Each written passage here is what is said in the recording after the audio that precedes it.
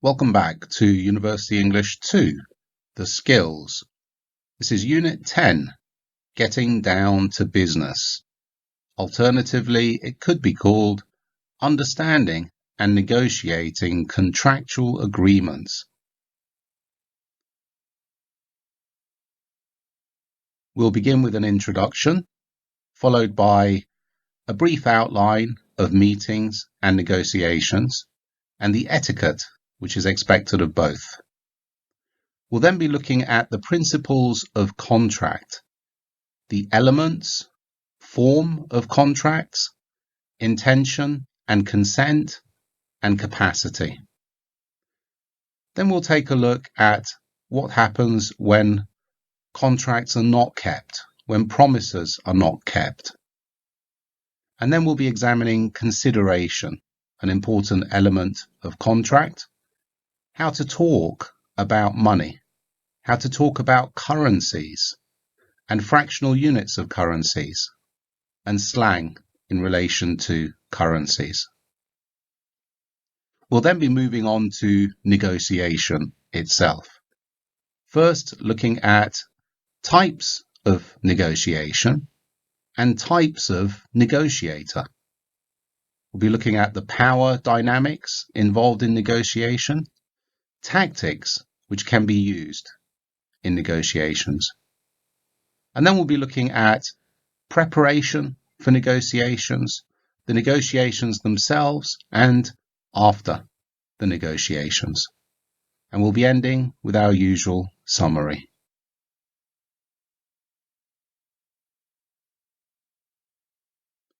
President John F. Kennedy, at the White House in 1961, said, "We cannot negotiate with people who say what's mine is mine and what's yours is negotiable."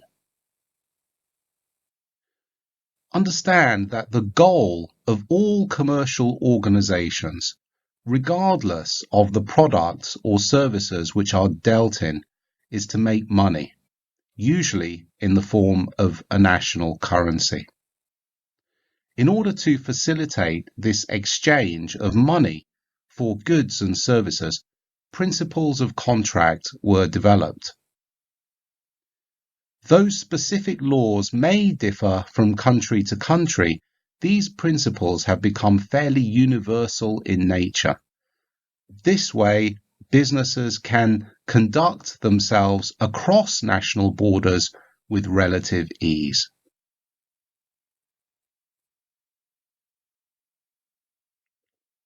Now, it is likely that the organization you will work for will need to enter into contracts with other institutions. And once again, it doesn't really matter what field you are engaged in. If you're an engineer working for an engineering company, if you're an artist working for a design company, the goal of these companies at the end of the day is to make money. And the way that that is done is through contractual arrangements with other organizations. Now, meetings will take place usually amongst senior members of organizations involving negotiations concerning the terms. And terms is a word which means the specific details themselves of the contract to be formed. Understand, though, that negotiation is not simply a matter for companies. It's also a matter for individuals. Indeed, companies are simply recognized as being people in the eyes of the law. And because they are people in the eyes of the law, this is how they can actually enter into contracts in the name of the company itself, because the law recognizes them as being people. Now, it's worthy of note that individual people enter into far more contracts far more frequently than companies do. And often this is done without a realization by the people themselves that they have actually entered into a contract. Now, in this unit, we're going to look at the principles of contract and explore them. And we'll look at the skills required for conducting effective negotiations, both at an individual level and at a corporate level, and those skills will be refined and practiced.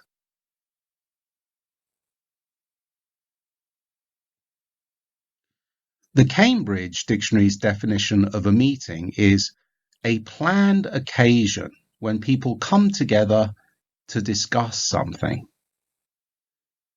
The Cambridge Dictionary's definition for a negotiation is the process of discussing something with someone in order to reach an agreement with them.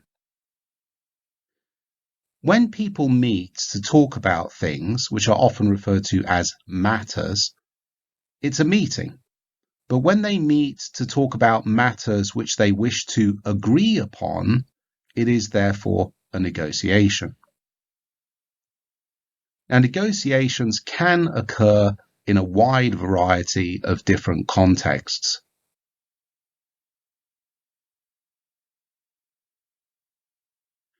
Within an organization itself, colleagues or co-workers may call a meeting to come to an agreement on certain issues which affect everybody in the company or within that particular team. And at university, students might meet to come to an agreement on the direction for a group project, just as one of many examples. Now, in these situations, often a consensus is being sought. And a consensus is an agreement on a common position for the company, for the group, or for the team. Now, another type of negotiation would be where an individual or a company, which are contractually referred to as a party, meet with another party for the purposes of negotiating the terms of a legally binding agreement or contract. So in this case, party doesn't mean let's have a party. No, it means a group or an individual, one of the parties to a contract of which there will be terms which are going to be negotiated.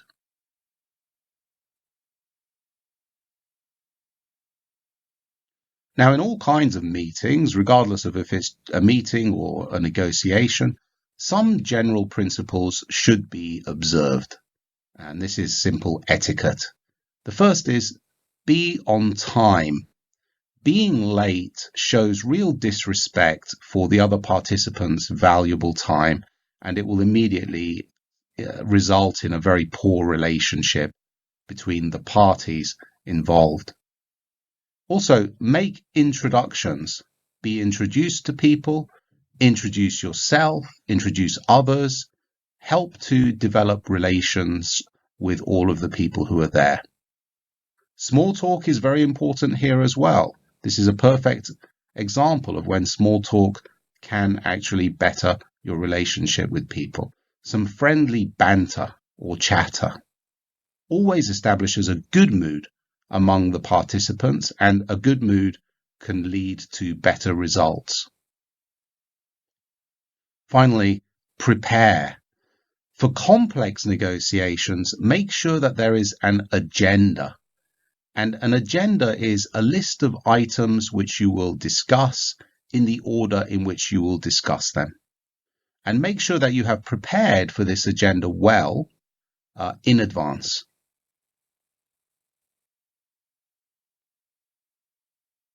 Use the agenda. Discuss the agenda in the correct order. If you need to go off the agenda for some reason, state clearly the reason for doing this to all of the members in the negotiation. Speak as well as listen. Without speaking, you will not make your point, but without listening, you will not be able to hear what the other participants' views are. Question. If there's something that you don't understand or that you would like clarification on, ask questions at appropriate times. Concentrate. Give people the full respect of your attention. And this definitely means don't be using your phones during a negotiation. and then make notes. Now, notes are often called meeting minutes, and usually one of the members of a party will actually make the meeting minutes. So if you're in a team, one person will be chosen to make that team's meeting minutes, and it will be essentially a list of what has been discussed, what solutions have been proposed, and what problems or challenges are left unaddressed or have not been able to be fixed or resolved.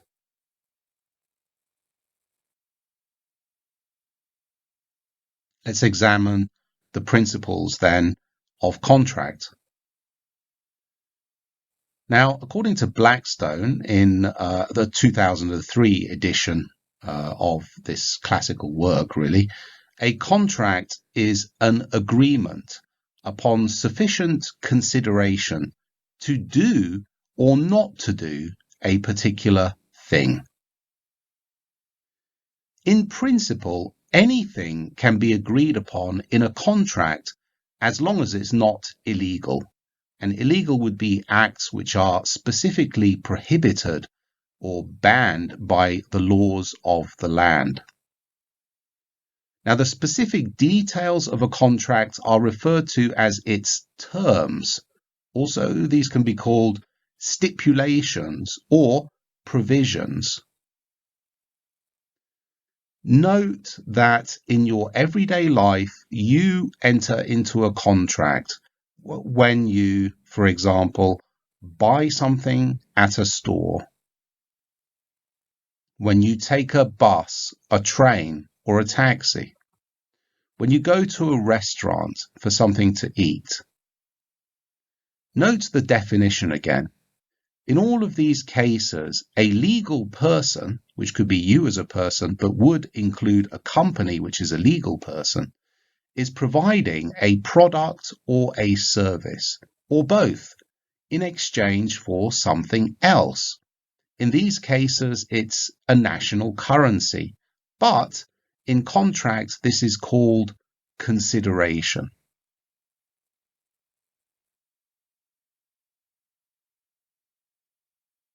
Now, even though the terms of the previous example contracts may not be specifically discussed, the country's national laws will imply these terms into these kinds of contracts. For example, if you buy something at a store, it's implied that the product is fit for its intended purpose. So if you go to a shop and you buy some scissors, now the purpose of scissors is to cut things.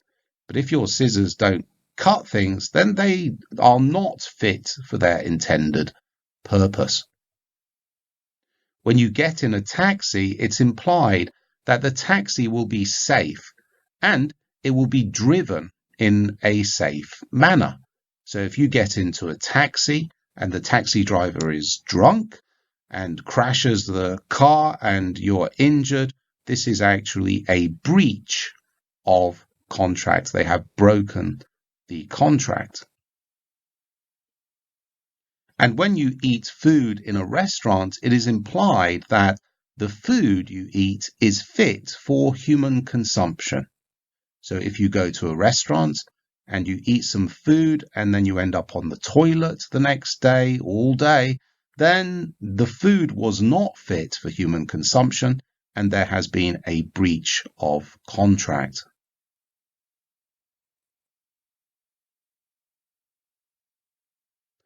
Now, in order for an agreement to be lawfully binding, it requires three key elements, those being an offer, acceptance of that offer, and consideration. Simply put, someone must offer a deal of some kind to the other party, and the other party must clearly accept that offer or perhaps make a counter-offer, which is then accepted. Note, though, that if someone offers to do something without any consideration being exchanged, this is not a contract, but a promise to make a gift. And promises to make gifts are not enforceable in the courts. So there must be an offer, acceptance of that offer, and there must be something exchanged for the product or the service which is being done.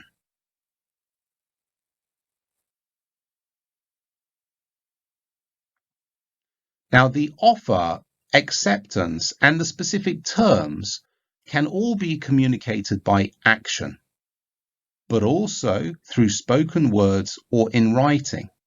Now, a lot of people don't understand that actions alone and spoken words can make contracts. They tend to think that written contracts are the only kind of binding or legally binding contracts.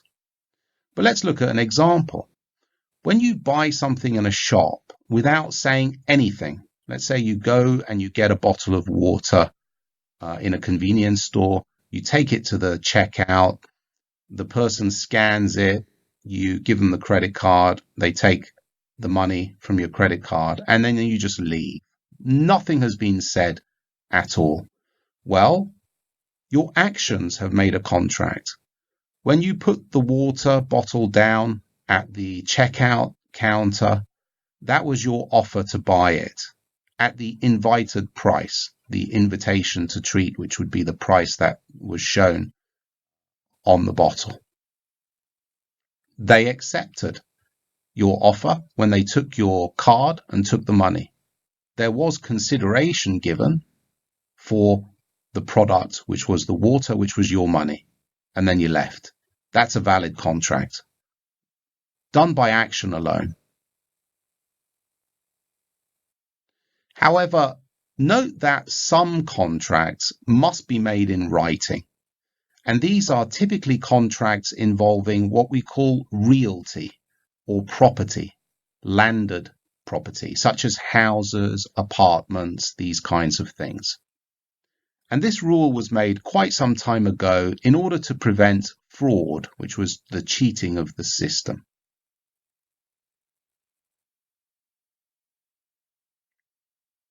Now, for a contract to be enforceable, there must also be some other things. And one of those is there must be an intention to create a legally binding contract.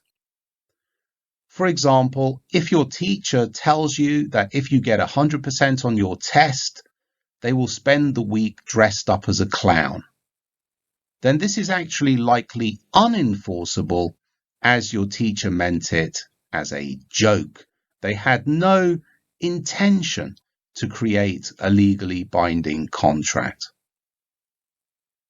In addition, there has to be genuine consent to the agreement.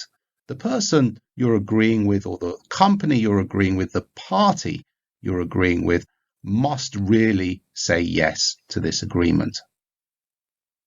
Now, the classic example where this wouldn't be the case is if somebody puts a gun to your head and tells you to sign a contract. Now, clearly, you would be advised to sign the contract in that situation.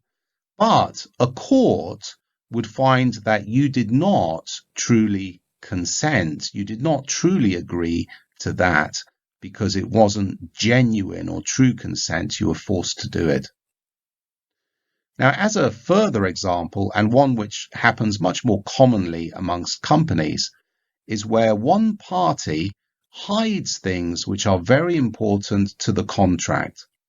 For example, if somebody tells you that they will sell you a house, and the house is a really nice house, and they will sell it to you at 20% under the market price, you buy the house without looking at it, relying on what they said about the condition of the house, but it turns out that the house is falling down, then that party hid things from you which were very important to the contract, in which case the court might decide that the other party did not truly consent to that particular agreement.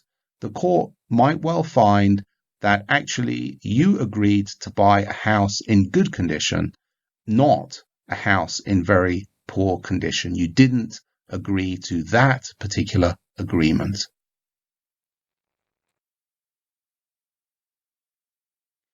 Finally, the parties to the agreement must also have capacity.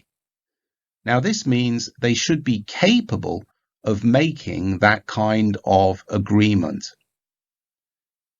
Thus, if you sell a house to a 4-year-old child, the court would likely find this to be an invalid or not valid contract. And this is because a child of that age is simply not able to comprehend the consequences of his or her decision. Now, this is clearly not an objective idea of capacity. It is a very subjective idea of capacity, meaning it depends on the person or the party that you are dealing with, but they must be able to understand the agreement.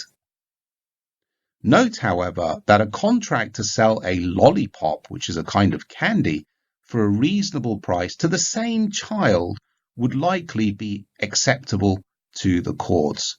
And that is because a 4-year-old child can likely understand the consequences of that kind of an agreement, but not the consequences of buying a house.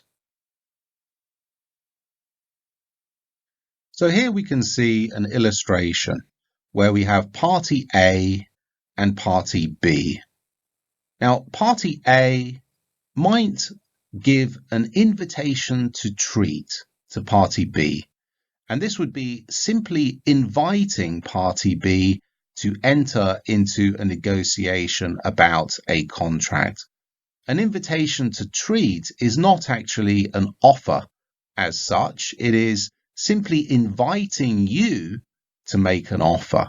So in this case, the invitation to treat, we can do something for you, or we can give you something in exchange for something else, which might well be the consideration. Now, party B might then begin a negotiation of the terms.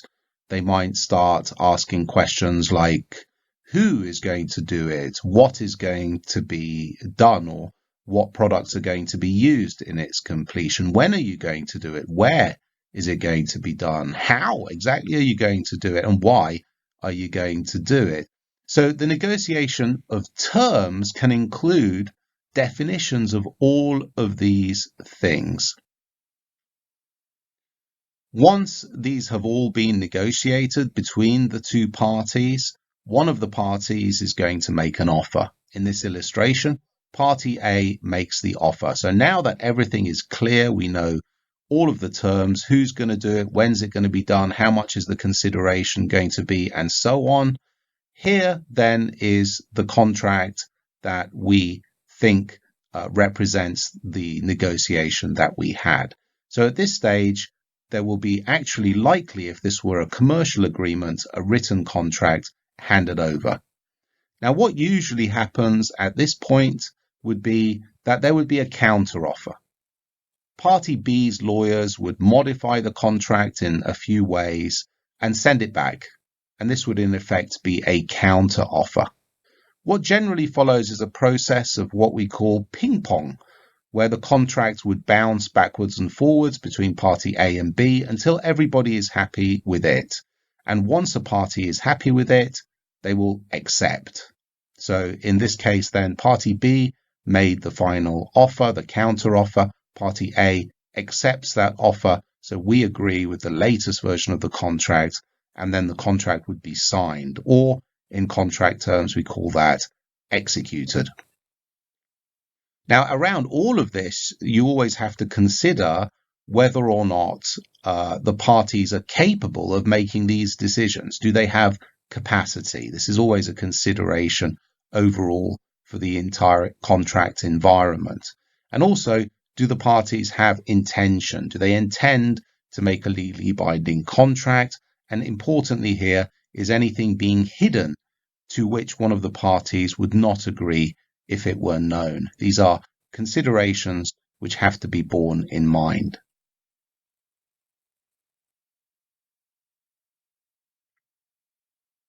Now, sometimes the parties may have already made a contract, but there can be disagreements even after you have made a contract. These disagreements are what we call disputes. And it could be a dispute about the meaning of the contract itself, because the written language is, again, very difficult to understand clearly, and there might be alternative interpretations of the written language or the meaning of this contract, or perhaps the validity of the terms. Are these terms actually enforceable, or how enforceable are they? Or maybe one of the parties has failed to do what they said they would do in the contract, which we would say a breach of contract. They have breached those particular terms. So there can be disagreements even after a contract has been formed. Now, in order to avoid this occurring, clear contracts should always be sought. And it's important that these contracts should always be written and drafted by lawyers. Now, when a dispute takes place, there are some methods of resolving, which means fixing, the disagreement.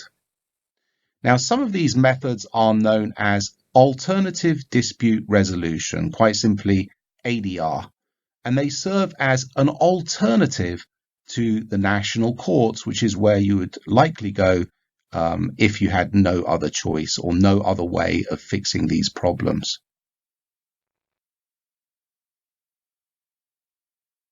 Let's take a look at some methods with which you can fix problems when you've already reached an agreement. So one of the ways you can fix the problem is through negotiation again. Now, you would simply meet with the other party once again. Now, in a formal context, these would be what we call without prejudice negotiations, meaning that the discussions are secret and they cannot be used later in a court if these negotiations fail. An alternative is mediation, and this is where a third party is asked to mediate the negotiation by simply helping the parties to come to a resolution which is fair and which is just. Mediation is quite good if the parties have ended up hating each other, because often what happens is when a contract goes sour or people start not to like each other anymore, and mediation can help people who no longer like each other to actually come to an agreement once more.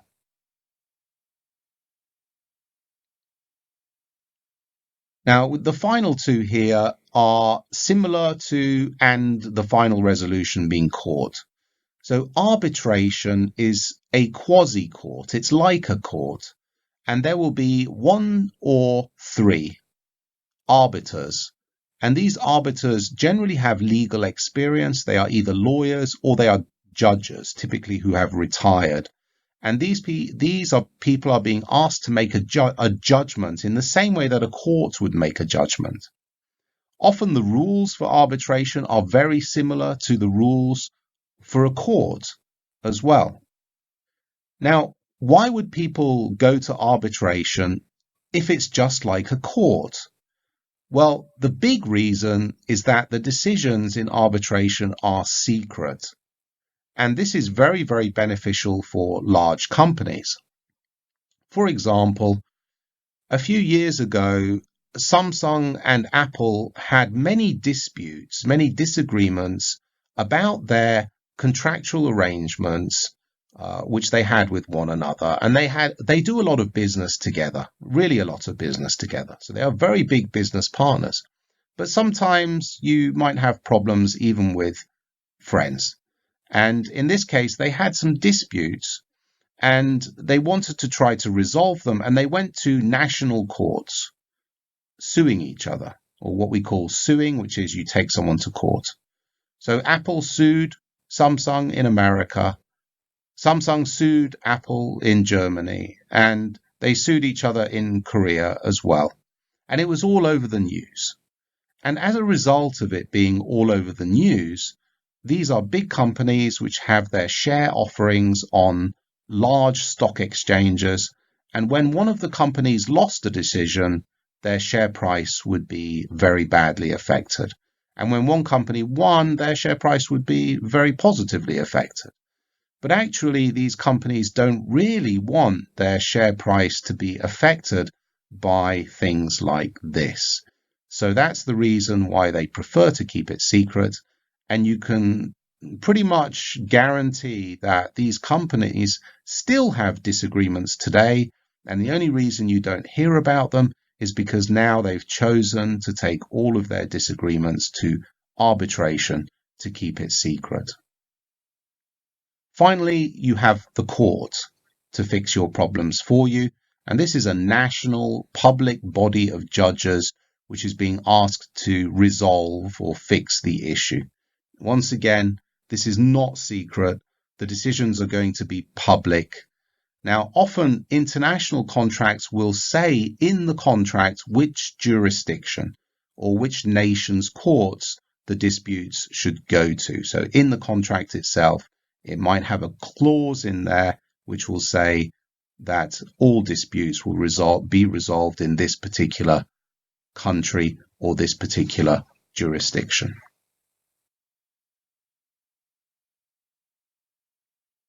So let's just quickly summarize these ways in which you can fix your agreements that have broken down. So the first is negotiation. You simply talk about it and see if a solution that everyone is happy with can be found.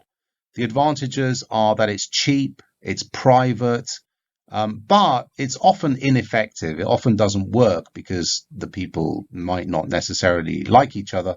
And also, the new agreement could just simply be breached. They might promise something, but they just don't do it again. Mediation is good because you have a neutral person which may try to help the parties who are at war, who are warring, to find a solution.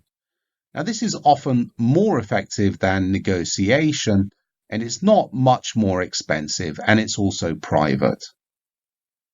And then you have arbitration, where you get trained lawyers or judges who will decide on the issue in private in the same way as a court would decide on the issue. This is expensive, however, so it's usually reserved for large companies, but the agreements do have the weight of law, meaning that the national courts recognize arbitration decisions as being final and not to be brought to the national court after they have been decided.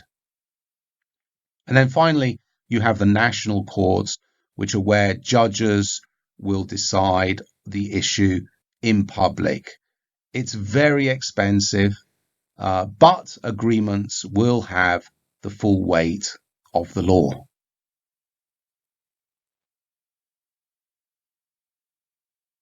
Let's take a closer look at consideration.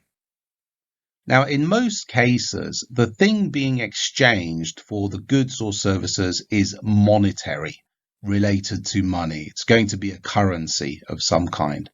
Though do understand that this is not always the case, and consideration can be actually other goods or services, a trade, so to speak. It could be an act or a forbearance, which is a promise not to do something. But usually it is monetary.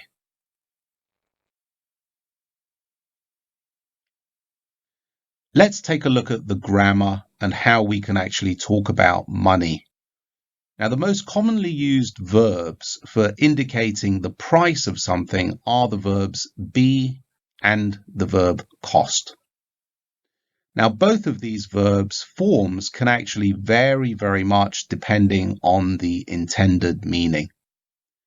For questions, asking the price of something, how much money, is used.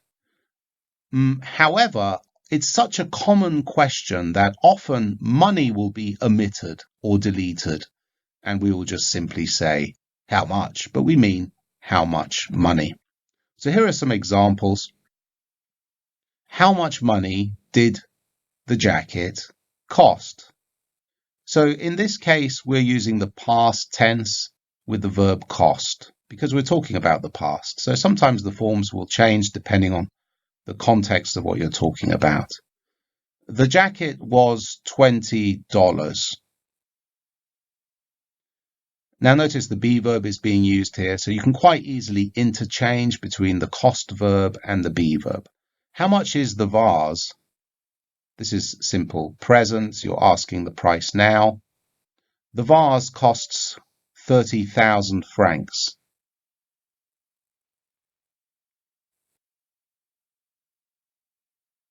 Now, another common way to indicate the price of something is to make it the object of a preposition. And the most commonly used preposition is for. Now, this structure is often used with verbs like buy, sell, purchase, acquire, have, get, and also take. Now, the verb's direct object is commonly the item itself that you're talking about. So, for example, you can have the car. So the car is the object of the verb can have, the verb catena there. And for 500 yen is a prepositional phrase with its own object of 500 yen. I got it for about £1,000.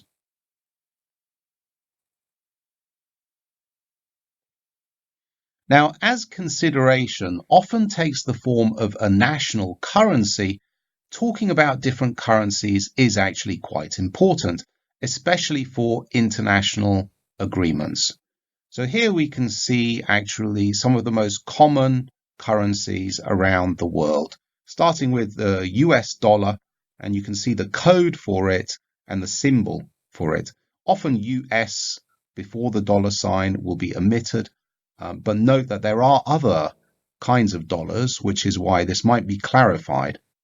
Euro, and then you've got the Japanese yen, the pound sterling, the Australian dollar, and notice that's why US dollar is different from Australian dollar because they're all dollars, Canadian dollar, the Swiss franc, the renminbi, the Hong Kong dollar, the New Zealand dollar, the Swedish krona, the South Korean won, the Singapore dollar, the Norwegian krona, the Mexican peso, the Indian rupee, the Russian ruble, the South African rand, the Turkish lira, and the Brazilian real.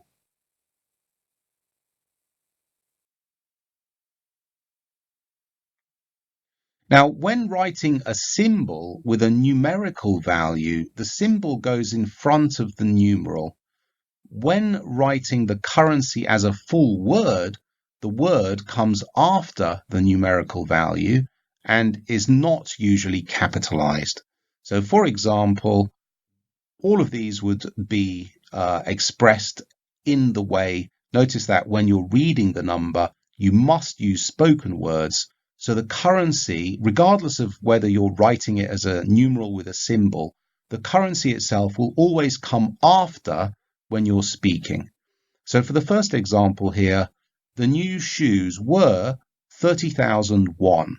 So notice won is coming after, even though with the numeral we're putting the symbol before. So 30,000 won. And then the house was $300,000. So dollars coming after here. When you're writing the word, it comes after.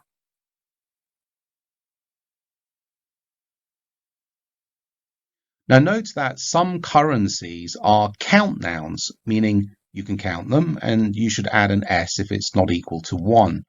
Some are non-count nouns, even though obviously we are actually counting.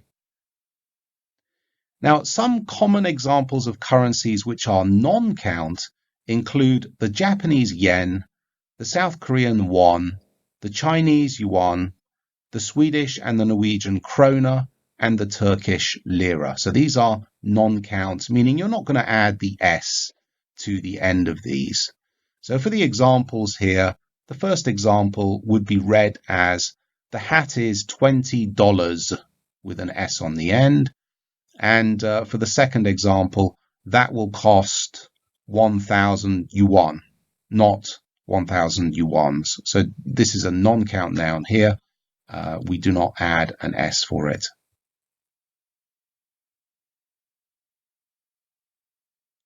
Now, in addition, some currencies also have smaller units, which we'll call fractional units. Typically, 100 of these fractional units will be equal to one of the larger units. But for the jiao, and I'm not sure if I pronounced that right, it is 10. Some fractional units are no longer in use, in which case I've indicated that as not applicable, or N/A. And this is simply due to inflation. And inflation is the ongoing devaluation of currencies due to an excess growth in currency creation. That means normally currency should be expanded by an expansion in the population or in the amount of business being conducted within that currency's jurisdiction. But when you print more money than the population is really that is justifiable by a population increase, or then is justifiable by an increase in business itself, then the money will become less in value, and that becomes what we know as inflation. Here are some fractional units. So for the US dollar, we have the cent, and the euro is also the cent. Japanese yen, it's sen. Pound sterling, pence, but we can also say penny, which we'll see in a moment. Australian dollar, cent. Canadian dollar, cent. For the Swiss franc, it's the centime. For the renminbi, it's the jiao. And for the Hong Kong dollar, it's the cent. New Zealand dollar, it's the cent. Swedish krona, it's the or. South Korean won is the jun. And actually, you can see these are not applicable anymore. They're not in use anymore. They're no longer created even. So you don't have to worry about them. The Singapore dollar is the cent. Norwegian krona is the or, but not applicable. Mexican peso is the centavo. Indian rupee is the paisa, but not applicable. And also for the Russian ruble, the kopek is no longer used. For the South African rand, it's the cent. For the Turkish lira, it's the kuruş, which is no longer applicable due to inflation there as well. And the Brazilian real is the centavo.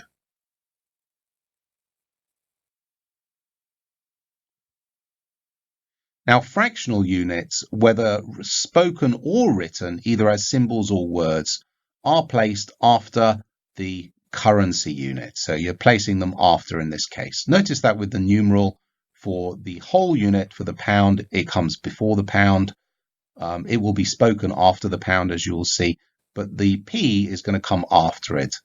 So here, £1 is 100 pence. Now, note that fractional units, like their base units, are not capitalized unless they're beginning the sentence itself.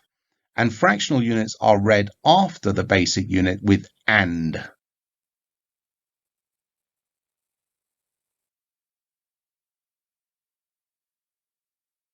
Most fractional units are count nouns, meaning, once again, that plurals not equal to 1 will usually take an S. Some examples of currencies which are non-count include pence. Though note that there is an alternative to pence, which is used in the UK. There is an alternative, and that is penny. And penny is a count noun, but pence is not. The jiao, the sen, the jun, but those are mostly non-existent anymore. And the plural for kuruş is kuruslar, and the plural for or is either or orun. Let's take a look at some examples here.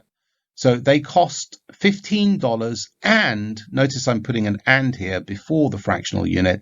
They cost $15.35. It was only £5.95.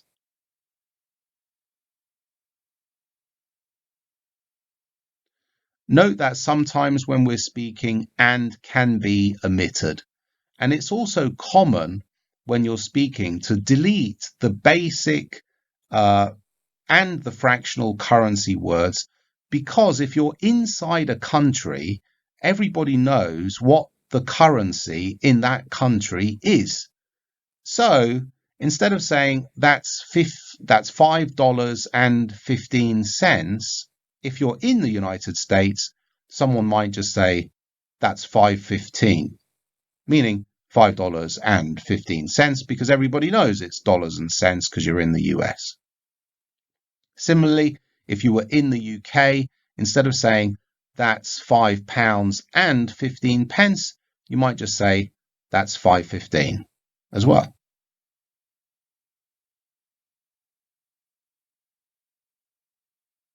Now, there are also a number of slang terms, quite a lot of them actually, which are used in relation to money.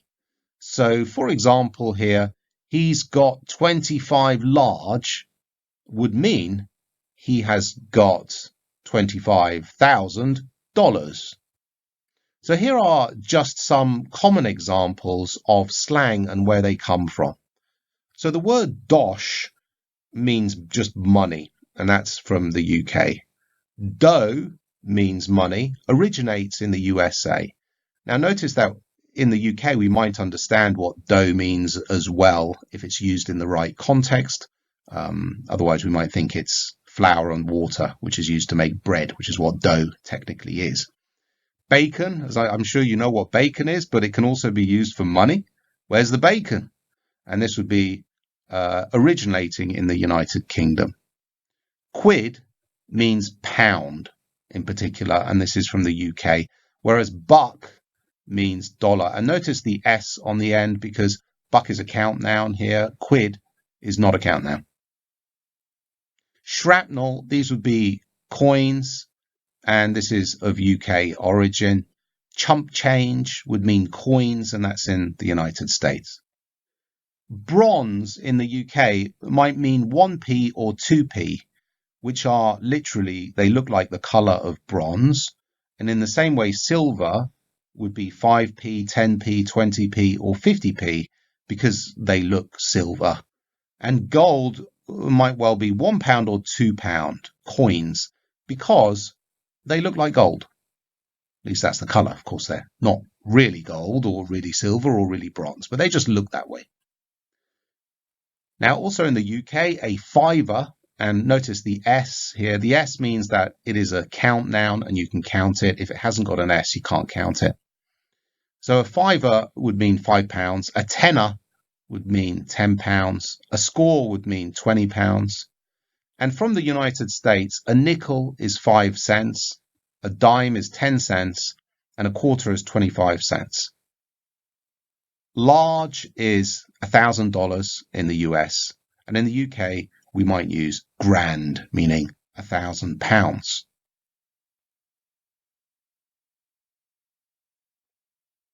Let's move on then to negotiation types. What are the types of negotiation? And there are two, which is quite easy and simple to remember. The first is the distributive negotiation. And here there is a fixed pie, and the parties are negotiating over how much of the pie they are going to get. So as a result, one party's gain is quite simply going to be the other party's loss. In other words, this kind of negotiation is only really going to be a win-lose negotiation. Now, an example would be when you are haggling or negotiating. Haggling is another word for negotiating. So haggling over the price of something. So the more of a discount the buyer gets, the less profit the seller makes.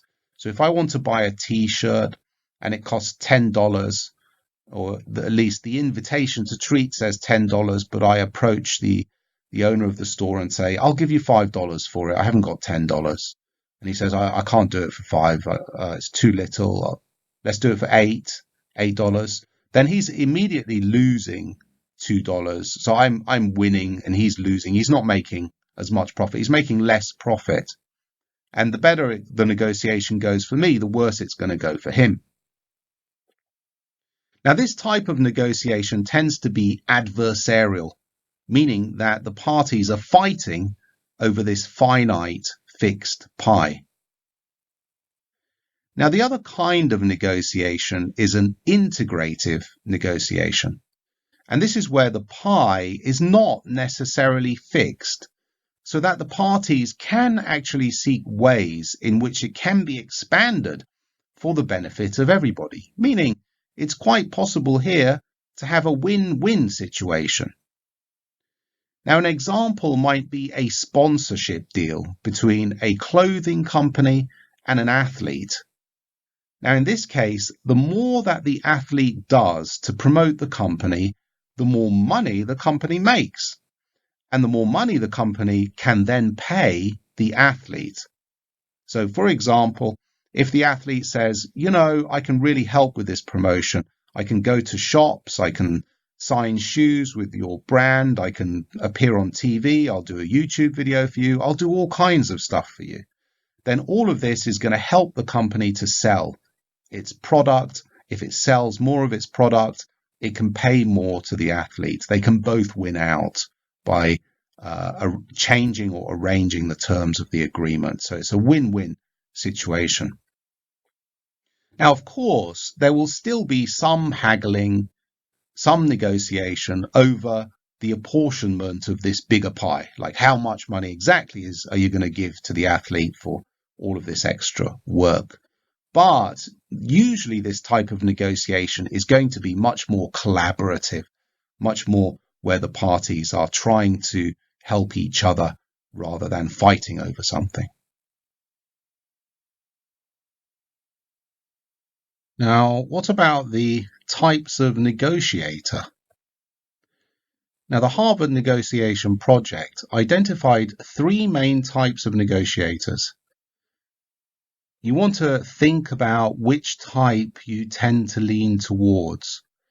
And you want to also, if you're either a soft or a hard negotiator, try to shift your style of negotiating towards that of a principled negotiator. Now, why is a soft negotiator not so good? Well, that's because these people tend to give in to demands quite easily. They perhaps don't like confrontation or arguments with people. And they maybe want to maintain good relationships with people all the time at whatever expense. Now, as a result, the deals that they make are often not actually in their best interests. Contrast this with a hard negotiator. Now, these people often make threats. They are quite distrustful. They don't trust the other party.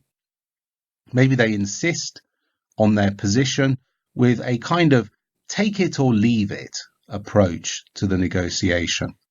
They try to apply pressure, particularly if they are in a more powerful position in the negotiation itself. They tend to see the other parties as enemies and the negotiation as more of a game in which they clearly want to be the winner. Now, the problem with a hard negotiator is that we often forget that we are trying to make relationships with people, and many of these relationships will continue over time. And by being a hard negotiator, you might get a good deal on that particular occasion, but the other party will likely always be looking for an alternative to you because they don't like the relationship they have with you, the business relationship they have. What's a principled negotiator then? The type that you really want to lean towards being. Now, these people try to focus on the problem. They explore benefits and they explore costs to themselves and to the others.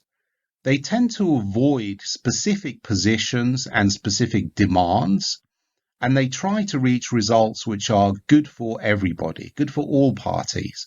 They try to find a win-win situation. Also, they tend to leave their personality outside of the negotiation and instead try to act objectively within the negotiation. Now, a principled negotiator is the best type of negotiator because they are going to not going to be too weak, whereas they give in to the other party's demands entirely, they of course are going to represent their position and try and get a good deal for their position, but they can also understand the other party and have empathy with the other party and try so that the other party also gets a good deal out of it. And so everyone's happy. And in that way, you can continue your business relationship and expect that the other party will want to continue theirs with you also. Now, I just mentioned power. There are several common tactics which can be used during a negotiation. Whether or not these tactics are suitable will depend on the power of the parties involved and the consequences for each of those parties in not actually reaching an agreement. For example, if you're a cabbage farmer and the other party is a supermarket, then they have much, much more power than you. The consequences for not reaching an agreement would be terrible for you. Where are you going to sell your cabbages? It's going to be really difficult for you to find an outlet for you to sell these cabbages. They might just rot in your field and you'll get nothing for them. Now, for the cabbage seller, brinksmanship, which we'll see in a moment, would be a bad approach, but it would be a good one for the supermarket. The mirror may be a better approach for a cabbage seller, that simply being an attempt to establish a good relationship with the buyer in order to obtain a favorable deal, in order that the buyer wishes to make the agreement with you rather than with somebody else. Let's take a look at some of these tactics then. Now, the first one is an auction. When there are many parties who want the same thing from you, you can easily make them fight over it by bidding higher and higher prices by setting up an auction for what it is that you have. And this can work very, very well if there are many parties who want it. The next, which we saw as an example with the cabbage seller and the supermarket, this would be a good tactic for a supermarket which has lots of power, for example, because you can aggressively stick to your point. And if the other side doesn't agree, then you can simply threaten to walk away from the agreement. So in the previous example, the supermarket might simply tell the cabbage seller, I'm only going to pay you 20 pence for each cabbage, and really there's not much the cabbage seller can do. They could say 25 pence, that's as low as I can go, but the supermarket might just say 20 pence, or I'm going to go to another cabbage seller and get it there. Chicken is similar to brinksmanship in that you can indicate there's an extremely negative result which will happen if the other party doesn't agree to what you want from them. The bogey is to pretend that something not that important is actually very important to you. And because you're telling the other party that it's very, very important, you can then seek a major concession for it, a concession being something that they're going to give in return for you giving that particular thing. The boss. Now here you will simply state that another person's agreement, for example, your boss, is needed for the agreement to take place on this issue. Now, the boss actually can then ask for more at a later time. For example, if you're reaching the end of an agreement, then you might just say, okay, we have an agreement in principle, but I need to talk to my boss about it and he'll get back to me. And then you can call the other person later and say, I talked to my boss and I'm afraid she will only agree if you increase the price by 2 pence. In which case they are quite likely to agree with you because the boss has said so. So it's quite a useful tactic to use.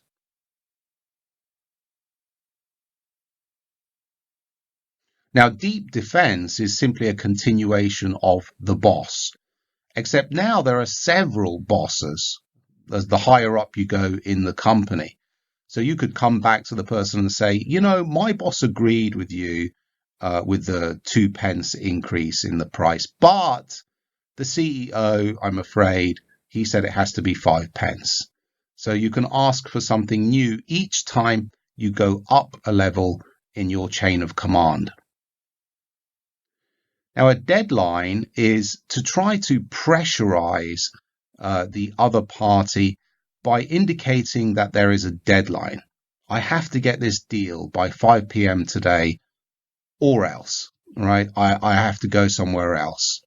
Now, this will actually put the other party under a great deal of pressure, and the pressure will likely make them start to give concessions in order to reach the deal by the deadline, whether it exists or not, which you have created. Now, to flinch is to react to a proposal very, very negatively to indicate it's ridiculous, it's absurd. And this may simply be in the form of body language or with a verbal interjection.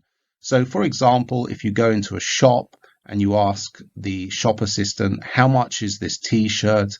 And the shop assistant says it's £50, you might simply go, and that would be a flinch, indicating that this is absurd, it's ridiculous, in which case they might be inclined to lower the price immediately. Good cop, bad cop. Now, this is a 2-person team. One person will focus on all the bad things, the negatives, and the other person will focus on all the good things, the positives. Now, this actually can frustrate and confuse the other party or the other team, making them give concessions to the good cop to avoid the wrath or the anger of the bad cop. So, for example, in the cabbage example, the good cop might be saying things like, wow, this cabbage is really fresh, this sample that you brought us. It looks really nice. But the bad cop might be saying, look, there are bugs under it. This isn't nice. It's not fresh at all. And it's riddled with all different kinds of bugs. Have you been spraying this with pesticide or not? Because you said it was organic, and this organic product we can't really sell by the looks of things. And this will make the other party start to think, okay, all right, look, you can have it for 19 pence then instead of 20 pence.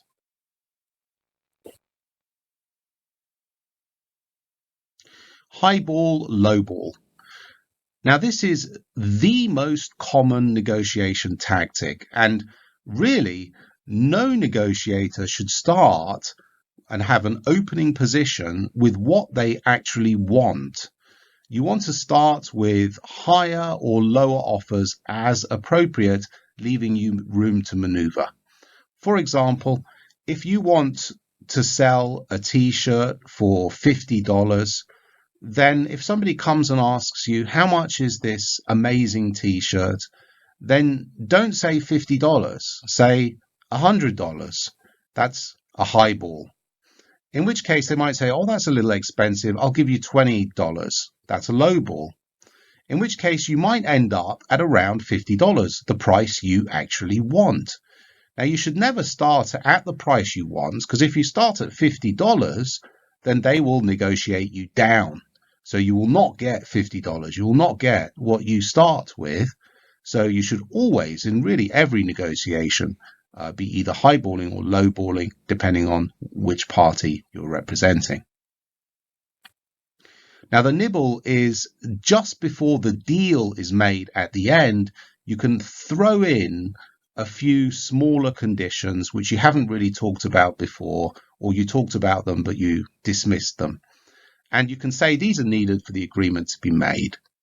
For example, with the cabbage deal, let's say you've agreed on 19 pence for the cabbages, 19 pence for each of them. Right at the end, you might state something like, oh, and I need delivery by tomorrow. Now, this is delivery itself might not specifically have been discussed by this stage. It might have been already. But by throwing this in at the end, the other party will think that you've nearly reached an agreement. And if I can manage to do this one small thing for them, then they will finalize it. So they might well agree to these smaller conditions, and you're getting an improved result for yourself.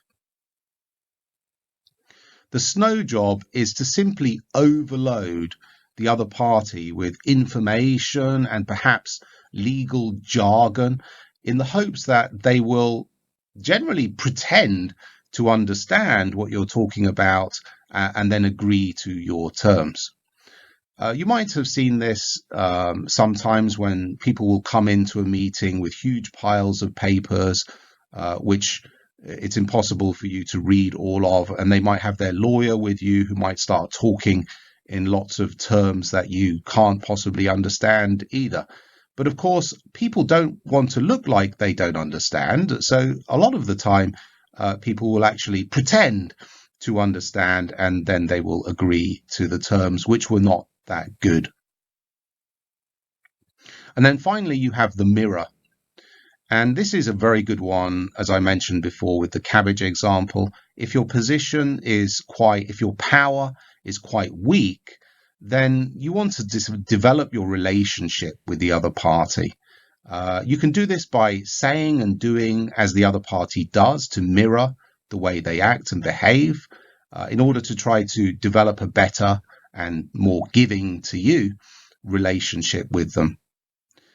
Also, you can just maintain your own personality and simply try to have a good rapport with them, try to get along with them. And this is, by the way, one of the reasons why we have so many issues in many countries with buyers or people from different companies who have relationships with each other, taking each other out for dinner, going to different places, especially where the party with less power is doing this for the party with more power, because they are simply trying to get them to have a good relationship with them, because relationships are really good for business.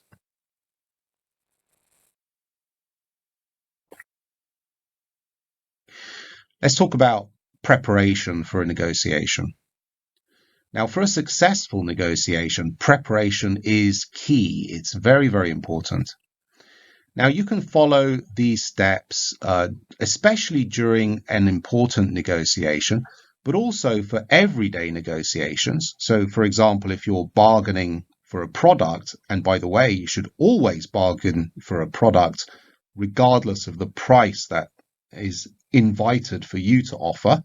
When you go into a store, you should always try and bargain down. For everyday negotiations like that, you can simply follow a simplified form of these steps. Now, for the first step in an important negotiation, you want to read any preliminary documents, any documents which you have already which are related to the negotiation. You also want to do a little bit of research about the other party. Try and find out as much as you can about their financial situation, their commercial situation, what they're trying to achieve. Try and find out as much as possible. Now, if an agenda, and once again, an agenda is simply a list of items to be discussed, if that already exists, decide who will be negotiating. If you're in a team, who will be negotiating each of the items, and also be aware who is the final decision maker within your particular team. If an agenda doesn't exist, consider creating one and then sending it to the other party before the meeting so that they can prepare on the agenda also.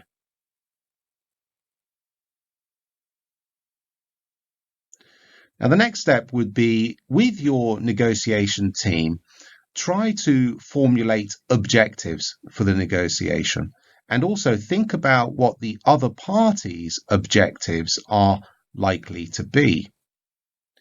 Also, consider what is your best case scenario. What are you really, really hoping in the best case will come out of this negotiation? But also consider what your worst case scenario would be. Now, if it's going to be the worst case scenario, you might want to be thinking about perhaps making a deal somewhere else. But you also want to think about what is likely to be more important and what is likely to be less important for the other party. Decide yourself which aspects you're willing to compromise on, and which ones you're not actually going to be willing to compromise on. Choose then your opening position. Where are you going to start in this negotiation? And once again, remember high ball, low ball. You never want to have an opening position, which is actually your final position. Your worst case scenario is not your opening position. Decide on any special tactics which are going to be used or employed, and then who in your team is going to be using them and when are they going to be used during the negotiation. Also, decide who on your team is going to be taking meeting minutes, who's going to be making notes about what has been decided and what has not been decided during this negotiation.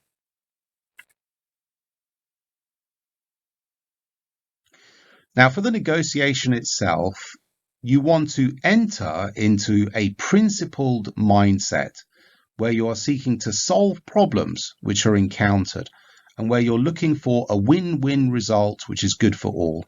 Remember, you don't want to be a soft negotiator, you don't want to be too weak, and you don't want to be a hard negotiator really threatening the other party all the time. You're both there, both of you as parties are there to do business, and business is for the benefit of both of the parties. So try and make it for the benefit of both of the parties by making a win-win result. Now, once you're in the negotiation, you want to quite quickly identify who the key decision maker is in the other party and try and ensure that that person approves of any decisions which are reached during the negotiation. Also, stick to the agenda. Begin by probing. Try to find out what the other party's objectives are in relation to each of the items on the agenda. Try to find out how important they consider these items to be. Don't get drawn into making decisions on each item straight away in the agenda. Remember that the whole agreement is what is important, so you can go through each item on the agenda, finding out what they want, and then towards the end you can try to reach a comprehensive agreement on everything, rather than an agreement on each bit part by part. Now, negotiations can take a long time. Don't be afraid to take breaks, and you can use these breaks also to discuss your findings with your team. Now, once you know what the other party is seeking and the importance of each of these aspects, you can actually change your strategy. So use the breaks to discuss with your team as well how you wish to progress depending on what you have found out about the other party. Now, your lead negotiator, the decision maker, would now be in a position to make a comprehensive offer for an agreement which would cover all of the aspects which you have discussed. Consider counter offers because, of course, they might not immediately agree on your offer. So consider making counter offers as well. So if the other party makes counter offers, attempt to work through any problem areas by seeking solutions, again, with a principled mindset. Now, members of the negotiation team should join in when discussing agenda items they have more knowledge of, if they are the ones who have been talking about that area, while still deferring to the lead negotiator for final decisions. Now, if reaching an agreement proves difficult, consider postponing. That means rescheduling for another time till another day where you can discuss it in between, or also consider just alternatives to making a deal with this partner. There are other business partners out there as well. Perhaps you can make deals with them if the agreement isn't going to be good in this case. Now, if a deal is made, remember that words are enough to form a contract. So indicate that an agreement in principle has been reached, subject to the terms of the written contract. And this is when, after the negotiation, you will pass the meeting minutes to your lawyers, who will actually write or draft the contract, or the other party's lawyers may draft or write the contract. Once again, the contract is then likely to ping-pong between both parties' lawyers as they seek to include terms which are more favourable to themselves. Once this process is finally complete, then you'll have the finalised contract, the final document, and this will be ready to be signed, usually on behalf of both of the companies by a very senior manager of some kind. Let's summarize. Understand that contracts are made every day of our lives. It's not just a matter for big business or for small business for that matter. Contracts are daily occurrences. The basic principles of a contract are that an offer for exchange of consideration for a product or service is made, and that this offer is then clearly accepted. So offer, acceptance, and consideration. Now, the exact terms of the exchange, which will indicate when, where, how much, and so on, may be defined by the parties themselves, or, in the case of simple everyday contracts, may be implied by the law of the land. Being able to negotiate contracts well is invariably going to mean that you are suitable for a senior position in whichever field you're engaged in. Now, it doesn't matter if you're an engineer, if you're working for an engineering company, if you're an artist who's working for a design company, if you're a computer programmer and you're working for a gaming company, it doesn't really matter. These companies all want to make money, and they all need people in senior positions who are able to negotiate well. And if you can, then you will be suitable for a senior position. Remember that there are two main types of negotiation. A distributive negotiation, which is where the parties are fighting over a fixed pie, and this is typically a win-lose situation, and also an integrative negotiation, where both parties have much more freedom to try to increase the size of the pie, and it's quite possible to have a win-win situation in this case. Also, remember that adopting a principled mindset, where you are entering the negotiation acting objectively, trying to find a win-win situation, and not being a soft negotiator who gives in easily to the demands of the other side, nor a hard negotiator, which is where you simply try to bully the other side, is the mindset that you want. Have a principled mindset.